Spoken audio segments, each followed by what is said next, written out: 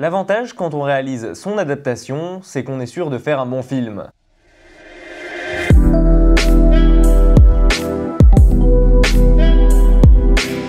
Bonjour à tous, je suis Adrien et aujourd'hui on va parler de Petit Vampire, réalisé par Johannes Farr, créateur d'ailleurs du personnage et réalisateur entre autres du Chat du Rabbin. Petit Vampire, c'est l'histoire d'un gosse, un petit de 10 ans, qui avec sa mère a été sauvé un jour par le capitaine des morts. Alors ne voyez pas là un gros mot, car c'est véritablement un capitaine de bateau qui à son bord compte des morts vivants. Un peu en quelque sorte comme le capitaine du Hollandais volant. Qui ose venir déranger le Hollandais volant pendant sa sieste? C'est lui, c'est Carlo, il a une plainte à déposer.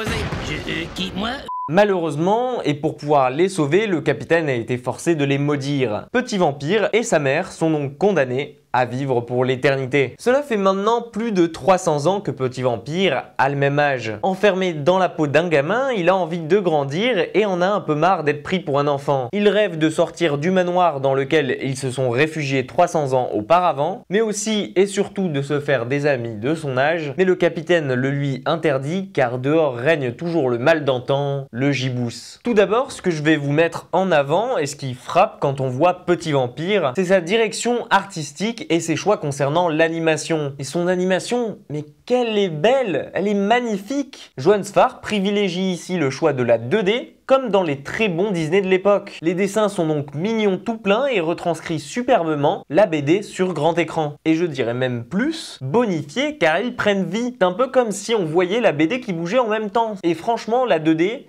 c'est un très bon choix. Ça, c'est la première chose qui frappe. Et je pense que il faut le mettre en avant concernant ce genre de film. La deuxième chose, c'est l'histoire. Simple mais belle, on a envie de voir Petit Vampire se faire des amis. Et puis, on est emporté dans la Côte d'Azur, ma région de cœur et dont l'on reconnaît si bien à travers l'image les petits villages de vacances qui respirent le sud de la France. Et l'ambiance, autant visuelle que sonore, nous emporte. Tout d'un coup, c'est un peu comme si nous étions de nouveau en été, en vacances, et que nous n'avons plus rien d'autre à penser. Un film qui fait donc voyager et on profite tant ces contrastes avec l'année qu'on vit. Et même si Petit Vampire est un film qui s'adresse d'abord aux tout petits, ou aux pitchouns comme ils le disent si bien dans le film, je pense que les familles devraient y prendre du bon temps et surtout du plaisir en allant le voir pendant ses vacances. Si je n'ai qu'un seul véritable point à lui reprocher, ce serait celui du mixage sonore, et plus particulièrement du doublage des personnages. Autant la voix de Fantomate, le petit chien de Petit Vampire, est parfaite et nous transporte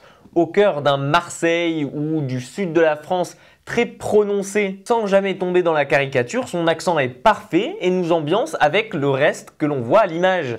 Donc ça colle. Ne me laissez pas partir avec votre gonzesse à cette face de lune. Ça n'arrivera pas. Mais autant j'ai un peu plus de problèmes avec la voix de Gibousse et du capitaine des morts. Ce sont deux personnages qui sont censés être extraordinaires et quand même imposant, et j'ai trouvé la voix de Jean-Paul Rouve un peu en deçà, elle méritait d'être un peu plus rauque pour correspondre plus au personnage. Et alors par contre, la voix d'Alex Lutz pour le Gibousse, donc le héros du mal, le méchant, et ben elle est complètement à côté de la plaque. Aucune intonation, aucune envie. À plusieurs fois, c'est dommage, elle m'a sorti du film. Et dans ce genre de petit film d'animation, tous les détails comptent, surtout et encore plus les voix des doubleurs. C'est ce qui nous transporte et nous permet de nous faire voyager avec le reste. Celle de Camille Cotin, pour la maman de Petit Vampire, elle correspond plus ou moins, j'ai pas trop de choses à redire. Mis à part ça, Petit Vampire est un très bon film d'animation, très joli, mignon et avec une belle histoire, et qui vous hantera pendant un bon moment, dans le bon sens du terme, si on peut dire ça. Un film qui respire le sud de la France et les vacances, tel un Petit Nicolas, mais surtout un de ces films avec de la bonne vieille 2D, comme on n'en fait plus. Et ça, je pense qu'il faut le mettre au devant de la scène, ce genre de film-là. Devrait y en avoir beaucoup plus et on devrait plus choisir de faire de la 2D comme celui-là plutôt que de la 3D qui, quand on n'a pas trop les moyens...